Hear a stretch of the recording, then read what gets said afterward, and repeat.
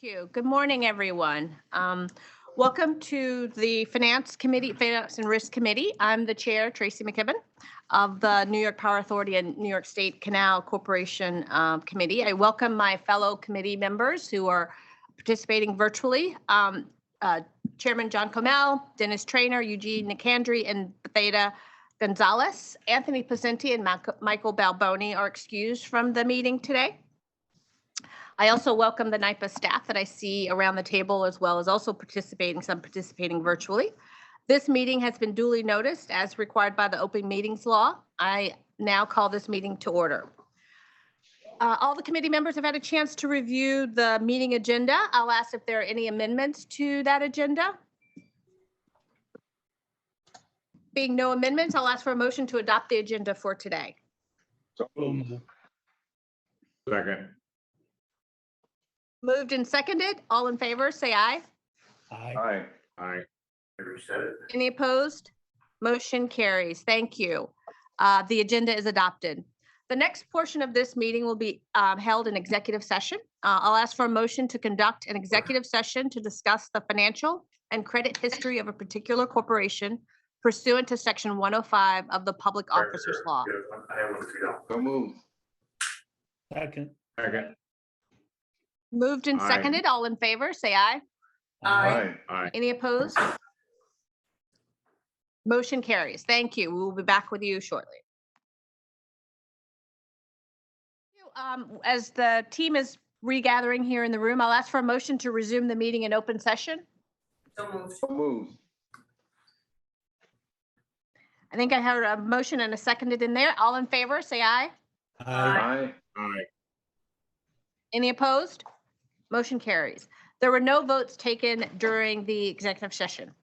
The members, all of the committee members all of the trustees were polled prior to the meeting regarding conflicts and have submitted all potential conflicts to the corporate secretary for inclusion in the minutes. Well, now, as I said, jump right in. I think I see Adrienne, who is going to be first up to bat. Adrienne Lotto-Walker, VP and Chief Risk Resilience Officer, will present an update on our risk assessment. Adrienne? Good morning, Trustee McKibben, NYPA and Canals colleagues. My name is Adrienne Lotto-Walker, and I'm the Chief Risk and Resilience Officer here at the New York Power Authority. So I'm here today to present our annual risk assessment. And first, I just want to thank my NYPA and Canals colleagues who participated in the course of over 21 risk workshops for the past several months. There was over 100 participants who provided feedback into this risk assessment. So I want to thank them for both their time, effort, and energy, as well as the EMC. So it was a collaborative effort, truly from the bottom up and top down. Next slide, please. So as you'll see here on this slide, 3 notable changes in the risk assessment to start. These 3 risks, attract and retain a qualified workforce, commodity market price volatility, and regulatory and legislative environment, went up. Along the left side, you will see some of the key drivers to the inherent risk. And I'm sure to many of you, there are no surprises, right? So we know that the impacts of the global pandemic, as well as geopolitical uncertainties, macroeconomic conditions, as well as third-party dependencies are continuing to impact the NYPA business environment. That said, NYPA is continuing to keep pace and trying to keep pace with our mitigations and controls. And so along the right-hand side, you will see some of those key controls and mitigations activities. Starting with attracting and retaining a qualified workforce, lots of effort has been put into career pathing. We have our annual engagement to keep our employees initiatives with Vision 2030 and values at the top of mind, a robust succession planning program. And then obviously we remain in a hybrid workforce situation at the moment. Things continuing down like commodity market price volatility, again, certainly impacted by geopolitical uncertainties. But these impacts, unfortunately, can materialize in greater costs to our customers and NYPA, as well as increased credit pressures. So while also having a positive impact on our merchant portfolio, we're focused on combating the negative effects. So how do we do that? We execute on our volumetric hedging strategy, as well as constantly reviewing our asset portfolio mix to ensure ongoing diversification in the areas less impacted by those commodity prices. And then certainly along the bottom, the final risk that increased was regulatory or the legislative environment. We saw this risk recently with the Build Public Renewables Act and EO16, which may limit our ability to do business with companies in Russia or are doing business with Russian companies, which go to the very heart of this risk. So we're continuing to monitor this environment and the nature of this risk, both at the state and federal level. Next slide, please. The top of this slide, again, another notable risk. So third-party risk, although not a new risk to NYPA, it's something we have watched. It is the first year that we did a deep dive into this risk and a full risk assessment. And given the score, we did want to mention it here because it did score a bit high. So it was an impact of 4 and a likelihood of 4. So again, given all of the multiple drivers I mentioned earlier, perhaps not surprising, but we're working very closely with SSM, looking at, again, vendor sourcing, how to arrange our contracts, making sure that we're buying at not only strategic times in the market, but also how we structure those contracts to really get the best pricing and the best availability of the resources that we need here, while also creating a robust controls environment around our third-party risk and watching them to ensure that when things are happening on their side or risks are impacting them, we are apprised. The bottom two, sustained margin reduction and workforce health and safety, are the two risks at NYPA that decreased from last year to this year. Again, so sustained margin reduction despite growing pressures on margin inflation and increased competition. We're continuing to emphasize the cost reduction component. Again, executing on our volumetric hedging strategy and diversifying our portfolio mix, including transmission, gas, and the like. Last but not least, I'll mention workforce health and safety. Again, notably here, the risk year over year has gone down. And I know that there was some mention at the last board meeting regarding the DART rate. At this point, however, just want to be mindful that the DART rate is a moment in time, a snapshot in time, whereas the workforce health and safety assessment is a year over year assessment. So what we see is at this point, we are going to obviously continue to monitor that DART rate, but we have a very strong safety environment here at the authority. We have numerous controls and mitigation activities in place, including training.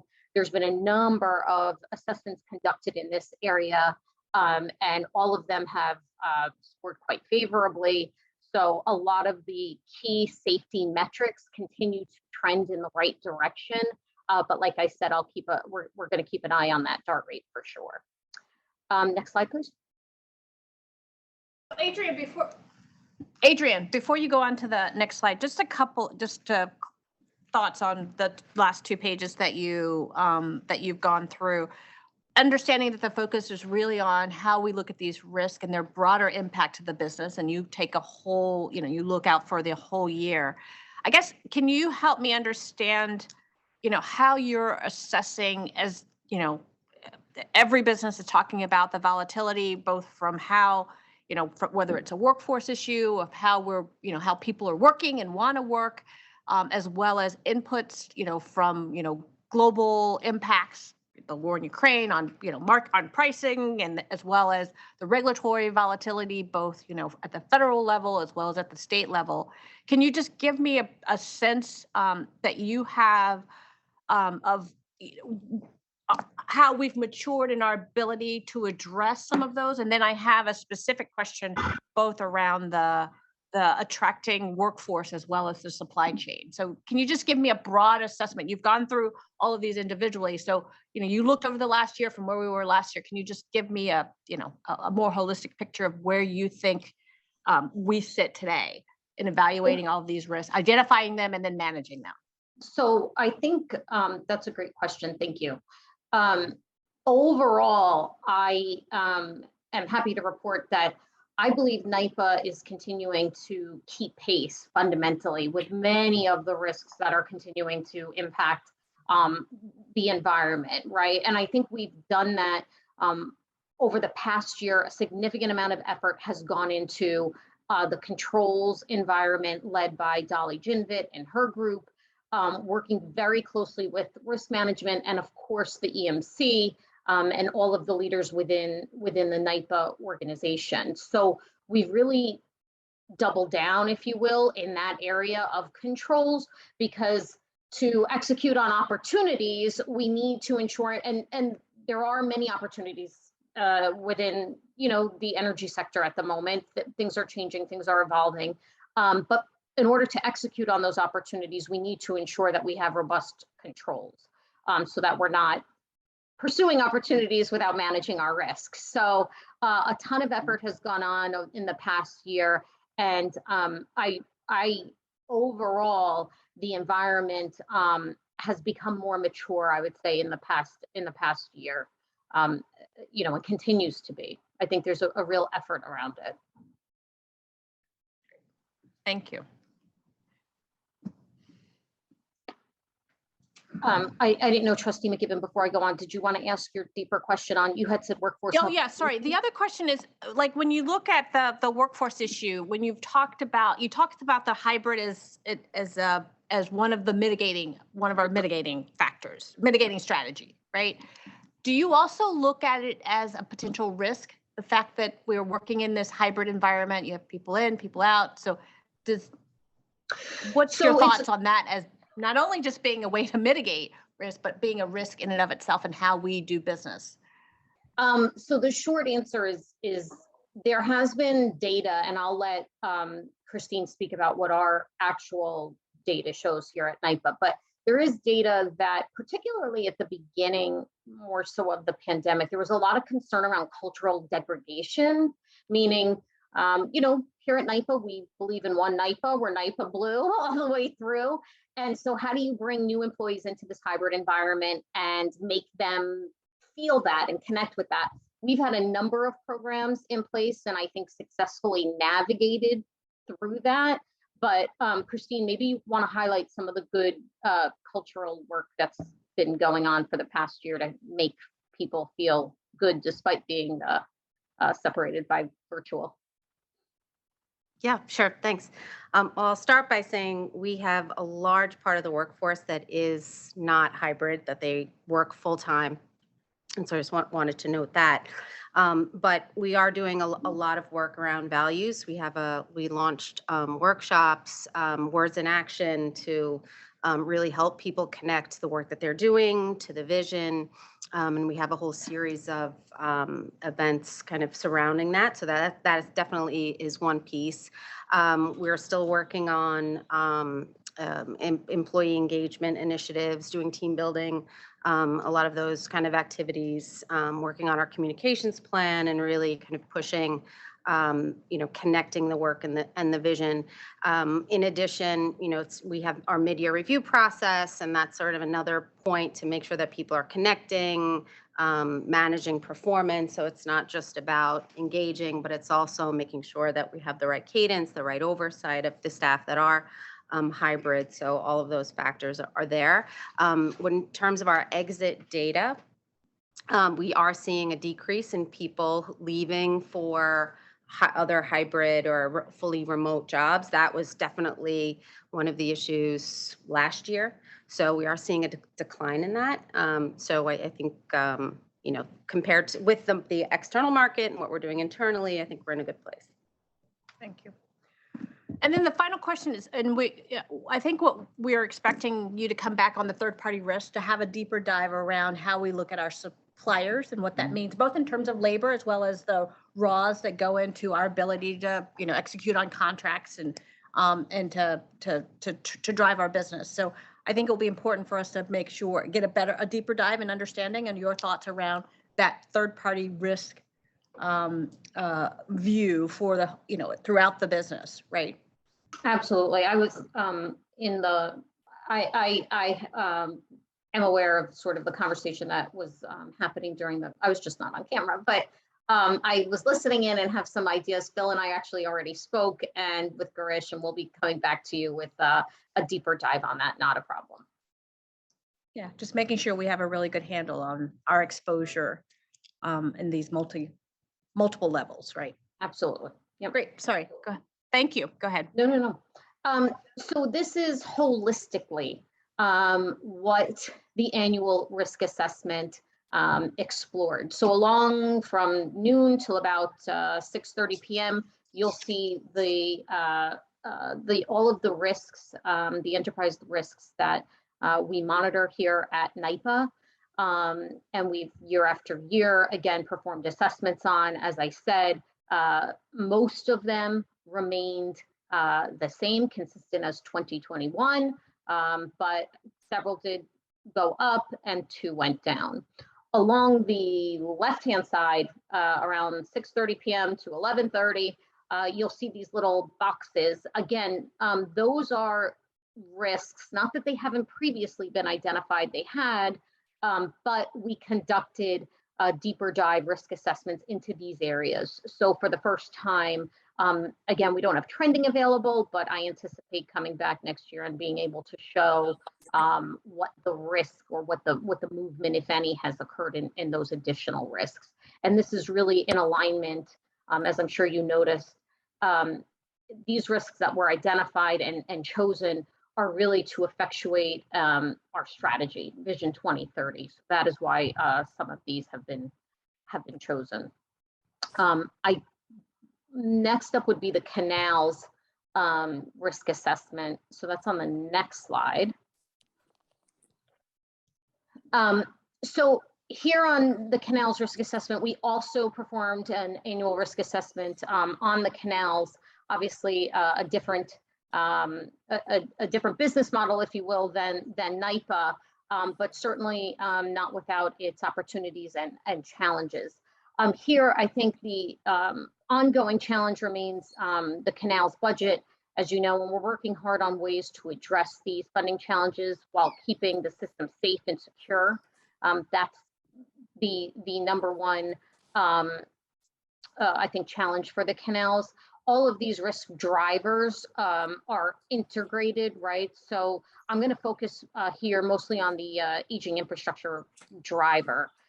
As you know, we spent a significant and continue to spend a significant amount of time prioritizing and assessing the risk of these aging assets despite the deployment of our mitigation strategy. It's just frankly difficult for the team to keep pace. And that's, I think, as a result of several factors. The large geographic footprint, the age of the canals, the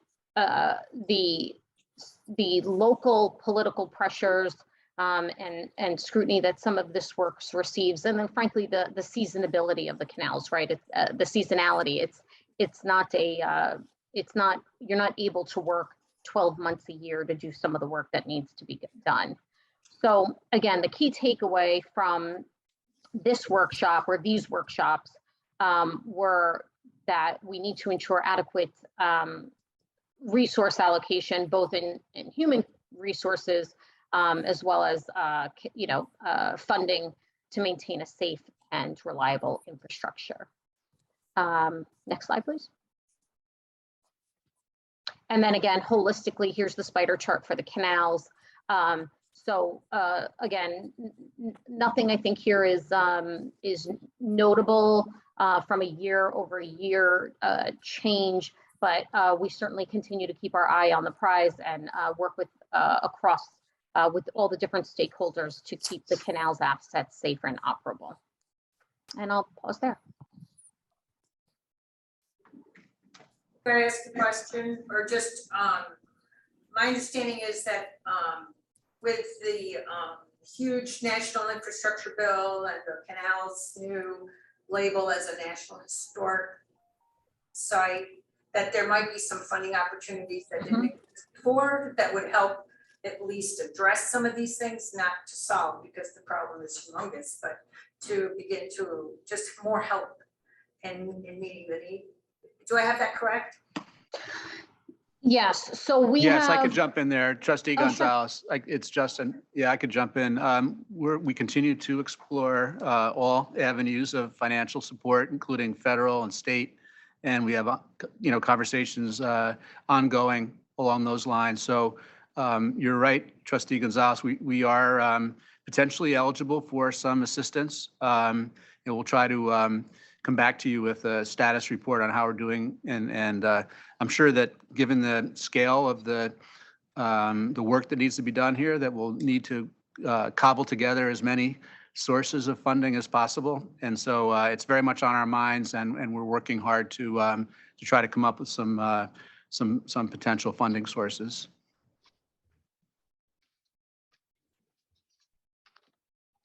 The more I learn, the more. I guess one question that I had, Adrienne, oh, sorry, Bea, go ahead. Did you No, that's okay. have Go another ahead. question? No, I'm good. No, when you look at the risk assessment summary that you do for the canal, realizing they don't have the complexity of operations as we do at the rest of the authority, I was curious at some of the items that we haven't yet looked in the context of the canal, ESG, for example, destructive events, physical security, that we have in the larger enterprise. How do you think about those as elements of risk assessment for the canal, and should be worked into how we look, how we govern them as well going forward? totally agree, and it's not, it hasn't been unaddressed. So I'm currently actually recruiting because we're working very closely with the canals inside risk management now. But we want to have a dedicated liaison, a dedicated resource for canals risk. So that is something I'm currently working with HR on, and it's also for the reasons you've just stated, Trustee McKibben, right? So we want to ensure that we have the same second line of defense and are providing the same resourcing examination in terms of just risk assessment and overall program support as we are on the NYPA side, as we are on the canal side. So Dave Mellon and I have gotten together with HR, and that is a work in progress and is going to be forthcoming. Great, Along thank those you. lines, the workforce issues for Canal are probably more intense than on the NYPA side, because it's almost a set of skills for Canal work that are disappearing, right? And how do we work with our SUNY system or our community college system to ensure that there's the appropriate pipeline for workforce for the canals and NYPA as well? So there is a little bit I of a agree. difference on the attract and retain a qualified workforce from the canals as there is from NYPA. But again, that is something that Karina Saslow and Christine Pizzo's shop works very closely on. So they are looking at things, even, some of like pay and career progression program at the canals, training programs at the canals, as you said, working with external partners like the education system around the canals to help support and bring in some new staff. And also to find those seasonal employees that may be interested in joining the canal, because that's a great area for us to recruit from, are those seasonal employees who gain familiarity. So trying to recruit from that pool of candidates as well. Christine, did you want to add anything to that? No, well, one item to add is that, we still have to go through the civil service system. So people have to test, and, that's, something else that we're also, thinking about, partnering to pull people into that testing pipeline, because it's very structured. So I'll add that as an addition. Anything else, Adrienne? No, thank you so much for your time this morning. I appreciate it. Thank you. Okay, we'll now have Adam Barsky, EVP and Chief Financial Officer, to present his report.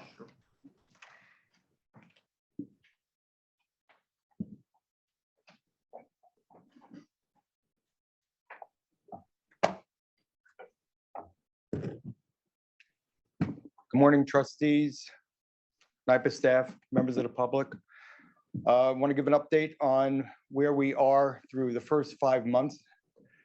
This is May 31 results.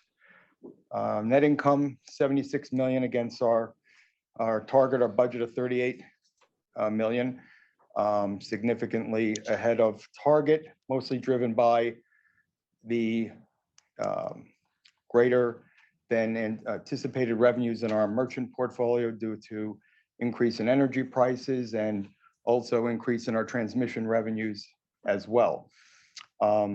Expenses remain currently somewhat flat, and the big area there in the expenses is what we have down listed as the monetized funds. This is we showed as an expense, but really what it is additional revenues above a tariff rate that we deposit into an account, and is used for economic development purposes for a variety of different customers and regions. That said, we've had increased expenses in the mark-to-market on our investment portfolio due to changes in rates in the market, as well as starting to see some increases in interest expense as well. And I'll get into that more in the full year forecast. We'll turn to the next page now. So in the full year forecast, we're showing a range of 94 million to 149 right now, with a midpoint of 114. We're currently reviewing all of this and going to have an update on the 6+6 at the full board meeting. So there may be some revisions on this current forecast, given what we're seeing play out in the market in terms of volatility, increase in costs from inflation, the potential for a much higher pension expense, given the performance of the stock market, and that's managed by the New York State Controller. They run from a March 31st to March 31st year. So that's a significant risk in the out years of the forecast, and we're going to further refine that as well. Increase in interest expense, as I mentioned before, because we're seeing lots of rate hikes. Right now, we predict anywhere from 175 basis points, 200 basis points, additional rate hikes coming between now and the end of the year. As most of you have seen, we had a very large print in the inflation numbers, 40-year high yesterday, which is signaling we have not reached peak inflation yet, and means the Fed is going to have to tighten further, faster, harder. People are already pricing in 75 basis points at the July meeting. Some are seeing that it could be as much as 100 basis points. Some other European countries have already hiked by 100 basis points. So that's going to have a negative impact on our outlook as well. So we're trying to manage those headwinds, and given the fact that we have some stronger revenues, I believe we will still come out ahead of our target, but we're continuing to revise those forecasts given all these different challenges. But certainly, the one thing that is certain is that we're in very uncertain times with a lot of volatility, and we're going to do whatever we can to manage that. And that's why we have our hedging program and other programs in place to help us reduce our volatility. Any questions on the materials of forecast?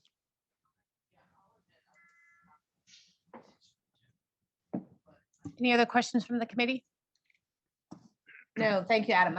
Good that you're going to continue to monitor it. This looks like a very good story, but we realize there's still lots of headwinds ahead over the rest of the year. We're halfway there, but there's a lot that can change things, right? Yes. Yeah. So we have to remain cautiously optimistic. Right, exactly. Any other questions from the committee? No. Thanks, Adam. Thank you.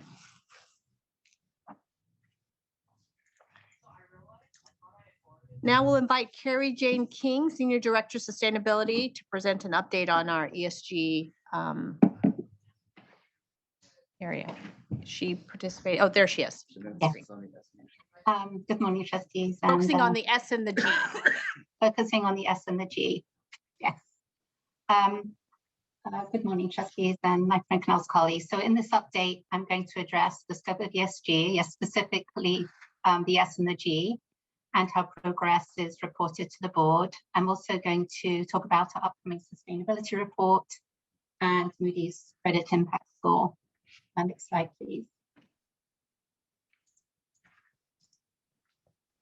You could skip that slide, thank you. At our last Finance and Risk Committee meeting, the board asked about the scope of ESG and the S again, specifically the S and the G, and how progress is tracked and reported. So our ESG strategy is built around the 15 material ESG issues that are identified in our 2020 materiality assessment. And the sustainability plan identifies goals for all the material issues, and we create action plans to ensure we achieve these goals. Progress across each area is reported at various committee and board meetings throughout the year. And to avoid duplication in the ESG pillar updates, we focus usually only on those areas directly managed by the sustainability team. But going forward, we'll include a dashboard that provides an overview of progress across all ESG topics. Next slide, please. So on this slide, the social issues are listed with goals and reporting channels. You'll see that some of the goals overlap with other foundational pillars. This is, for example, DEI. Examples of activities we track under these goals include electric bus infrastructure installations, community energy efficiency projects, and green jobs created. Next slide, please. For the governance goals, you can see again some overlap with the other pillars. Activities tracked include integration of ESG risks and enhancement of ESG controls, among other things. Next slide, please. So as you know, the annual progress across these ESG topics is reported in our annual sustainability reports, and our 2021 report will be presented to the board at the July meeting. The scope is very similar to the 2020 report. The big shift will come in the future report, our integrated report, but for now we kept the scope very similar. The report addresses the 15 material ESG issues, of course, and it aligns with the same ESG standards and includes the same metrics. The main narrative is divided into 3 sections: our planet, our community, and our people. And the report describes progress across the ESG topics, highlighting specifically efforts to address climate change. Next slide, please. So Moody's recently reviewed our 2020 report when they came out with their ESG credit impact scores.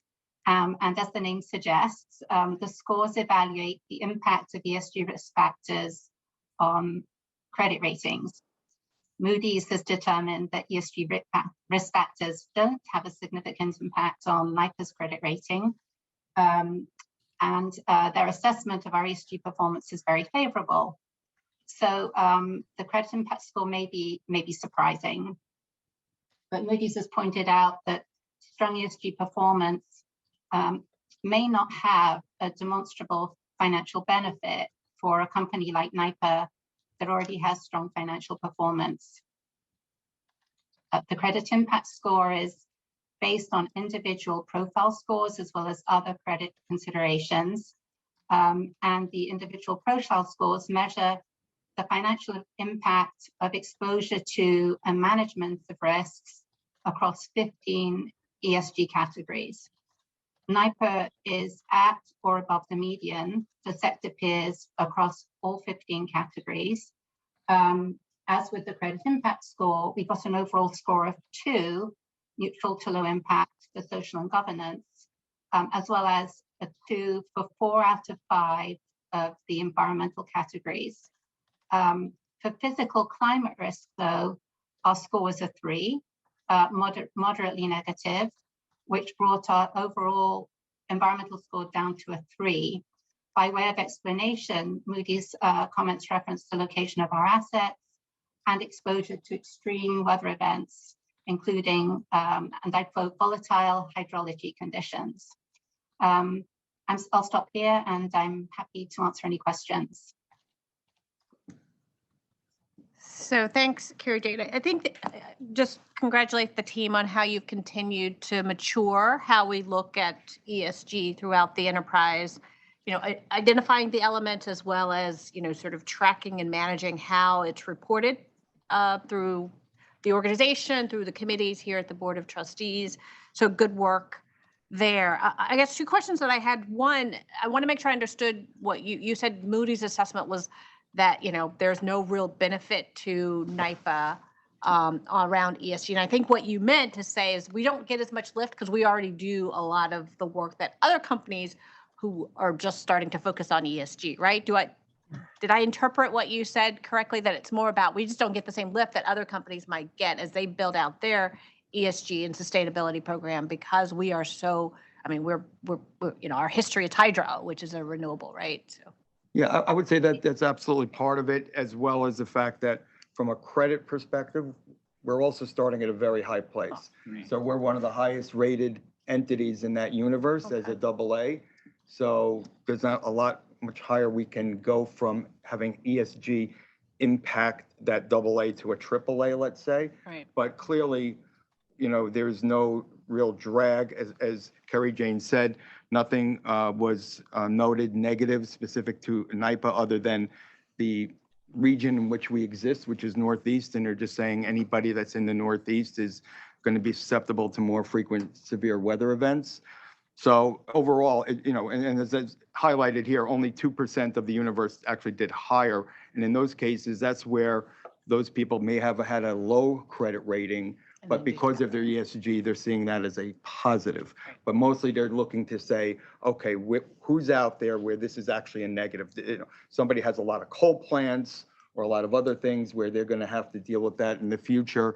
That would certainly be a negative. Right.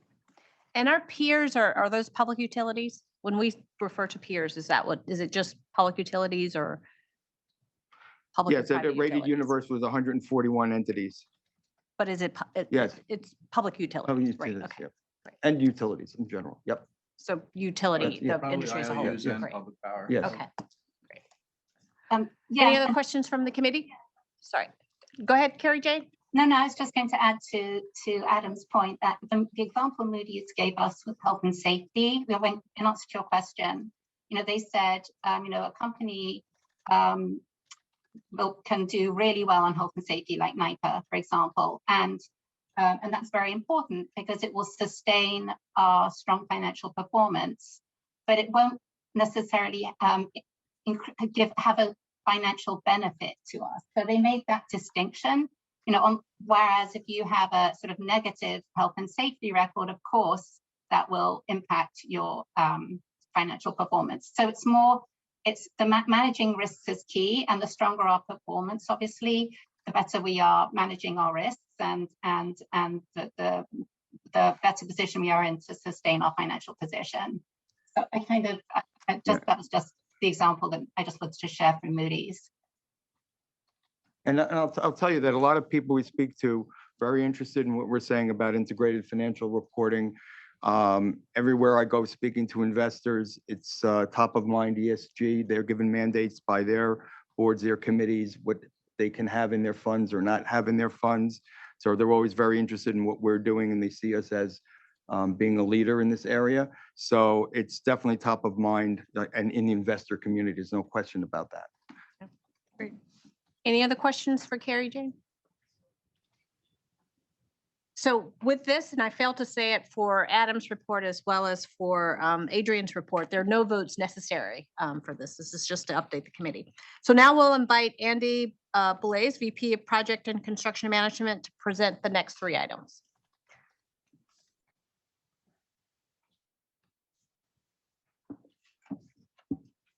Good morning. Thank you. I'm here to present 3 items on behalf of operations.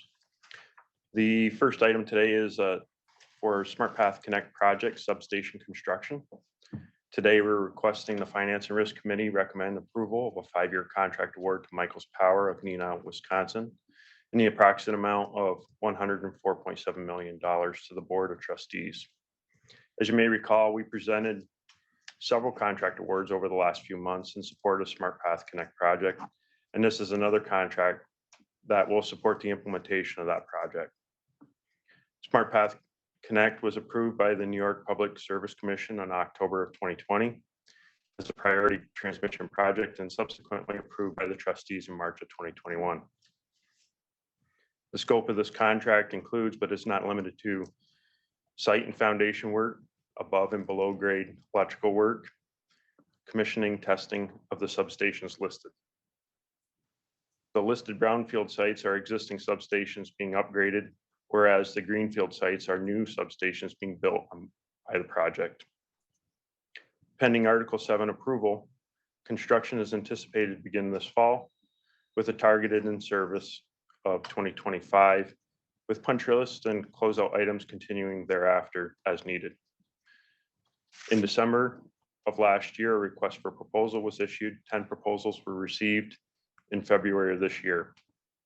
Following an extensive evaluation process based on the criteria on the slide, the evaluation committee recommends the contract award to Michaels in the amount of $104.7 million. Thank you. And I'll take any questions.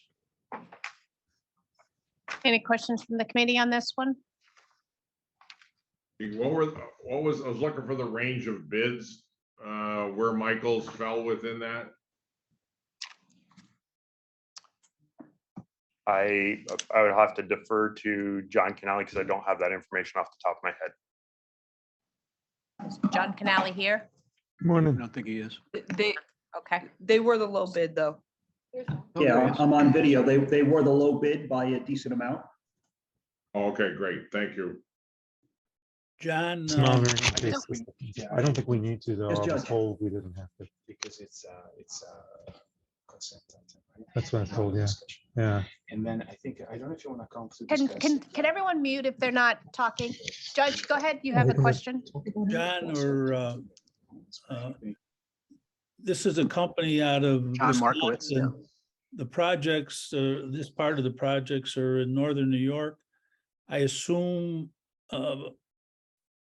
local workers to some extent are going to be involved in this 5-year project across northern New York, so that Yes. if you're absolutely, working Judge. in the construction. Yes, we set a very robust criteria, not only for MWB, but SDVOBs and local labor. And just to note, Michaels is doing a great job on some of the other work they're doing for us in meeting those local requirements. So we're very confident they're going to do a great job in bringing in local labor as much as possible. Thank you. That leads me to a question that I had, not just on this one, but on several that we're going to go through today. And John, you may be able to do a holistic answer. I noticed that, and it's good that they're already meeting our commitment of local content as well as MWEs as well as veterans as well. How do we check that? Because we state in what you present to us, we say they're committed to meeting our supplier diversity goals. How do we check that? If they're not where we would like for them to be today, do we check back in a year? How do you actually make sure that they're living up to the commitments that they make to us when we give them the contract? So within our supplier relationship management group, we have a supplier diversity arm of that area. And our supplier diversity folks, check almost on a monthly basis, especially with the large suppliers who've made large commitments to our MWBE program. So we're constantly monitoring the actual spend, invoices, working with project management to make sure that we're meeting the goals. We'll have periodic meetings with them to assess, where they're at, in their commitments. And so we make sure we track it almost periodically. Great, that's helpful because it's said in a number of places for the contracts what we're going to approve today. Any other questions? If there are no other questions, I'll entertain a motion to recommend this item to the full board for adoption. So moved. So moved. Second. Moved and seconded, I think I heard. All in favor, say aye. I, Aye. Any opposed? Motion carries. Thank you. Andrew, the next Thank one. you. The second item is a contract award for the isolated phase bus replacement, which is part of the Next Generation Niagara program. Today, we're requesting the Finance and Risk Committee recommend the approval of a 14-year contract to RMS Energy, Randall, Minnesota, in the approximate amount of $26.7 million to the Board of Trustees. The Next Gen Niagara program was approved by the board in July 2019 with an estimated cost of $1.1 billion. The scope of this contract includes the engineering, design, fabrication, delivery, and installation of the isophase bus at the Robert Moses Niagara Power Plant. Construction is anticipated to commence in the spring of 2023, which is aligned to the planned unit outages, which are roughly one per year, culminating in 2025 with closeout anticipating to be complete in 2036. The contract, this contract and the proposed spending is in alignment with the original NGN program estimate. A request for proposal was issued in November of last year. 3 proposals were received January of this year. Following an extensive evaluation process based on the criteria on the slide, the evaluation committee recommends a contract award to RMS Energy in the amount of $26.7 million for a 14-year term. Thank you. I'll take any questions. Any questions from the committee? The One question I had is you 14-year laid out that this project, oh, sorry, go ahead, John. The 14-year term gets my attention. I mean, it's hard for me to think about a 14-year term as relevant for anybody or anything. Talk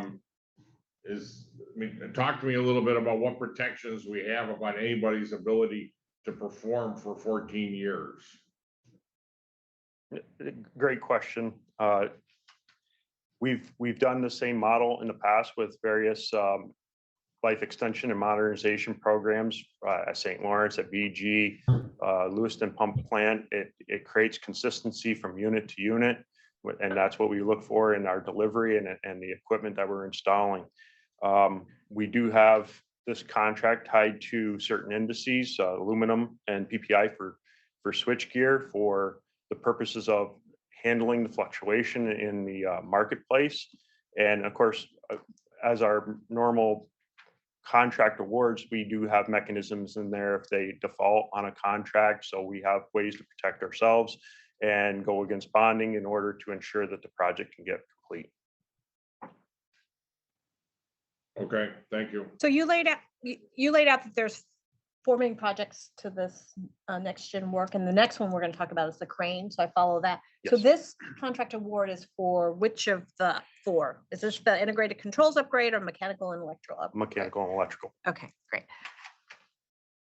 You're giving me easy questions today. Yeah. I would I like add, to make it easy for Chairman, you. right, it's very similar, right, when we came with the wicket gates, the shafts, they are 14-year contracts. So to Andy's point, we've done this in the past, and it's very common that we get the design done up front and you release production and fabrication along the way, right? It's hard to fabricate, 13 sets of wicket gates in 1 year. So it is a long duration, but we're very familiar with this model, and the contract does afford us protections going forward. Great. I'll entertain a I'm motion happy to to- recommend this happy to item to the move it. full board. Oh, moved, second, Second. and I think I heard a second. Okay, all in favor, say aye. Aye. Any opposed? Motion carries. Thank you. All right, All right. keep it going in. All right, the third and final item is a contract award and capital expenditure authorization for the 630-ton gantry crane replacement, which is also part of the Next Generation Niagara program. Today, we're requesting the Finance and Risk Committee recommend the approval of a 5-year contract award to Realco of Boulais, Quebec, in approximate amount of $38 million, and an additional capital expenditure authorization in the amount of $44.8 million to the Board of Trustees. The original scope of this project was to refurbish the existing 630-ton gantry crane. However, through further detailed technical and financial analysis, including new estimates, it was determined that the refurbishment would be more costly and more complex than originally estimated, and that the replacement of the crane was the best path forward. The scope included under this contract is for engineering, fabrication, delivery, and installation of a new 680-ton gantry crane, including the demolition of the existing 630-ton crane. The capacity of the crane was increased to meet future needs of the site. Fabrication is expected to start in late 2023, with installation being complete in 2026. This work is being executed within the original NGN program estimate, $1.1 billion, by reducing contingencies and realizing cost savings in other areas of the program.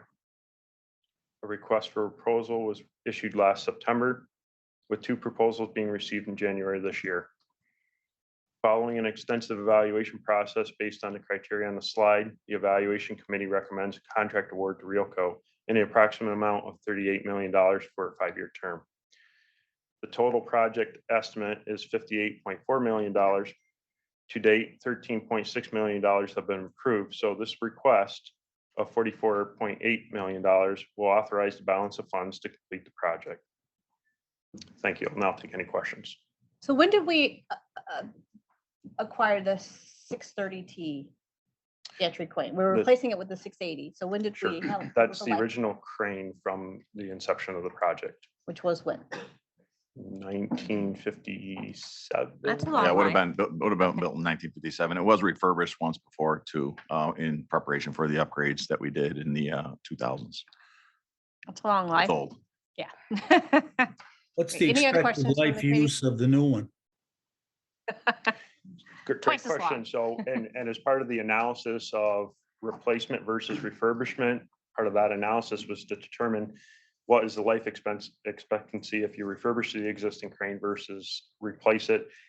It was determined that the life expectancy of a refurbished crane is 20 years versus a replacement is 40. I assume. Wait, but if I have my mouth right, Am I- the other one lasted longer. Yeah. Oh, but we were first. Never mind. Sorry. Go ahead, Judge. Am I correct that, or let me ask you the question this way. Is the demolition and the construction going on at the same time so that you're covered, or how does that work? So the existing crane will stay in service until the new crane is installed and complete. Gotcha. Thank you.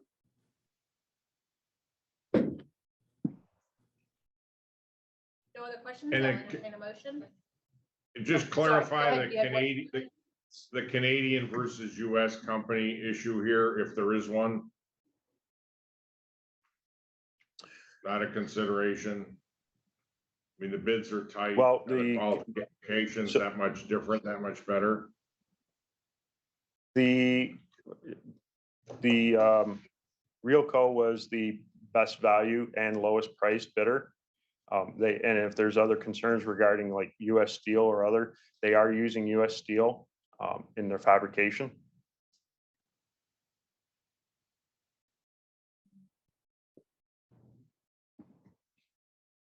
Okay, I'll quit there, fine. Although it's less than $1 million difference. I mean, it's, Right. the bids are tight, I'm just curious as to. Yeah, it's interesting. The difference is really just $1 million, right? Yeah, it's roughly $1 the- million. Yeah, Yeah, not even, yeah, so. yeah, less, yeah, that's why I said less. $300,000, so that's what I'm just saying, it's. I didn't know how we're evaluating US versus Canadian, is that a consideration for us or not? The criteria that was presented is we go through the technical resources, their capabilities, their experience. Both were fairly well qualified. However, through the evaluation process, it was determined that Realco was actually a better fit, better qualified vendor for this. And they've done very similar applications for our partners in Canada, OPG. So they've have a lot of experience in this exact same type of crane setup. Yeah, and I would Okay, add to thank you. that, if they had decided to use, non-domestic steel, the decision may have been different. All right, I'll move it. Second. Okay, moved and seconded, all in favor, say aye. Aye. Any opposed? Motion carries. Thank you. Thank you. So we'll quickly turn to Maribel Cruz Brown, VP Economic Development and Key Account Management, and Dave Work, VP Customer Project Delivery, to present the next items on energy efficiency. Morning, Trustee McKibben, Chairman Comel, trustees, and NYPA colleagues. As Trustee McKibben noted, my name is Maribel Cruz Brown, and I'm the Vice President of Economic Development and Key Account Management, part of the team managing our long-term customer relationships. We are here today to request approval for 2 contracts for cold climate heat pumps. This is an exciting program the authority has been collaborating on with both our customer, the New York City Housing Authority, and the New York State Energy Research and Development Authority over the past few years. The New York City Housing Authority, or NYCHA, is one of NYPA's largest power supply customers, and we have been serving them for over 40 years. NYCHA's primary mission is to provide quality housing for New Yorkers that is sustainable, inclusive, and safe, while fostering opportunities for economic mobility. As New York State has adopted ambitious goals and reductions to greenhouse gas emissions and improvements in air quality, there is a need for scalable and affordable solutions for building electrification in cold climates, particularly for tall multifamily residential buildings. NYPA has been a strategic partner helping NYCHA towards this ambitious goal, and we look forward to strengthening this partnership with this program. The scope proposed directly supports NYPA's Vision 2030 by partnering with city and state customers to reduce greenhouse gas emissions and decarbonize New York. Turning it over now to Dave Burke, Vice President of Customer Project Delivery, to present the contract approval request. Dave. Thank you, Maribel. Good morning, everybody. We are requesting Finance and Risk Committee recommend approval of 2 7-year value contracts in the aggregate amount of $70 million to Mado America of Parsippany, New Jersey, and True Incorporated of San Francisco, California, for the design, testing, manufacture, and delivery of approximately 30,000 window heat pump units.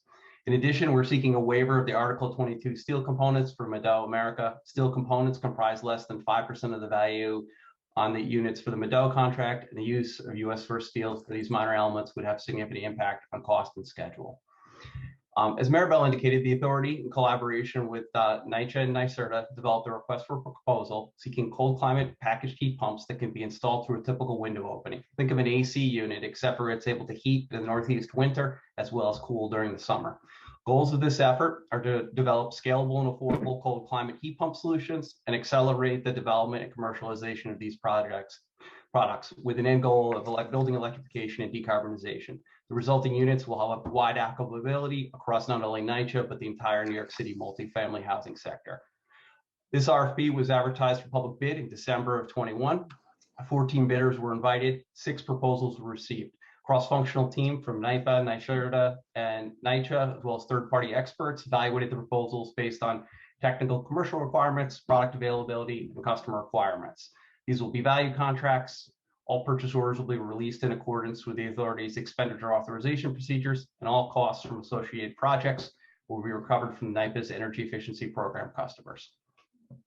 We will take any questions. So one question that I had, and I know we've got a document that we're presenting around the still waiver. So the 2 of you have presented things that offer, in my mind, 2 waivers. One, the steel one, which is covered in a more thorough presentation. But the other one is looking at the contract as the MWBE and trying to understand why, we say there are no even subcontracting opportunities. Again, I want to make sure that we're connecting this to our efforts that we're doing around, our social justice team, of how they are preparing suppliers and subcontractors to work with us. How do we, when you make this determination that they're not only can they not be a prime, but also subcontracting, give me some idea of how how diligent we are about making sure that there aren't people who can meet, and we're also pushing companies to look for those opportunities to bring in subcontractors who would meet those rather than just waiving them because they say they're not able to find them. So whichever one of you want to answer that question. Certainly, and I would ask that if John Canali can jump in here as appropriate. So this is a manufacturing operation. We did look very hard at this in terms of the ability for the vendors to offer it, and it did not. There was no easy place for us to insert MWBE into any of these opportunities. Again, the way these are being manufactured and where they're being manufactured. Right, you're right, Dave. I mean, we review every RFP very robustly to make sure whether there are goals or not available out there. And in this particular case, you're really talking about a contract that is almost 100% manufacturing.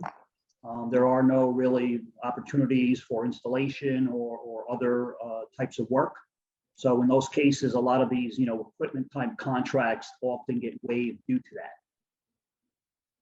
I will say, just as a Saraswati, I mean, this is an exciting project in and of itself, because here NYPA is trying to be a market animator and help develop the industry in New York State and ultimately the US, such that the technology costs come down for these heat pumps, which are going to be needed.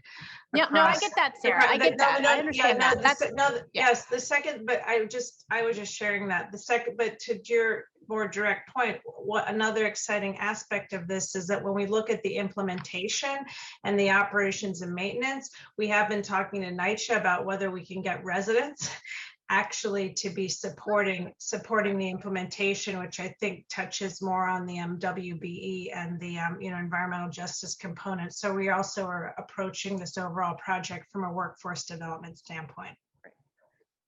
Great. Yeah. No, I just want to make sure that we're connecting these things that we're doing with the other part of the organization that's working on these issues. They're supposed to be preparing suppliers so that they can participate in the contracts we're giving. And so when we give a waiver like this, that somehow this gets communicated as an area that our environmental justice teams needs to be working on to build that supplier base. And so I want to make sure that we're doing that work and making those connections, right? Yep. So, great. Thanks. Any other questions from the committee? Just a clarification. Sorry, go ahead, Bia.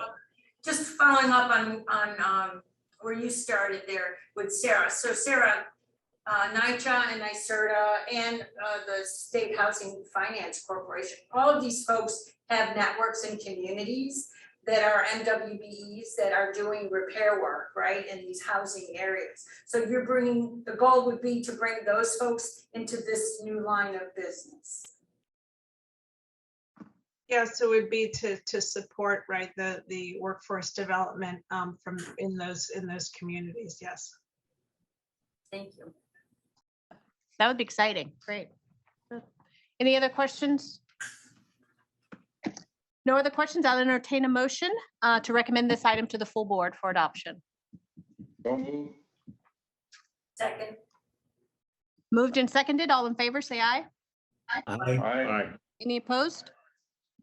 Motion carries. Thank you. Thank you. The consent agenda is before the committee for adoption. I'll entertain a motion to adopt the consent agenda. So moved. Second. Moved and seconded. All in favor, say aye. Aye. Aye. Any opposed? Motion carries. Thank you. The date for the next Joint Finance and Risk Committee meeting is scheduled for September 15th, 2022. I'll now ask for a motion to close this committee meeting. So moved. Second. Moved and seconded. All in favor, say aye. Aye. Aye. Any opposed? Motion carries. Thank you, everyone. Thank you. Thank you.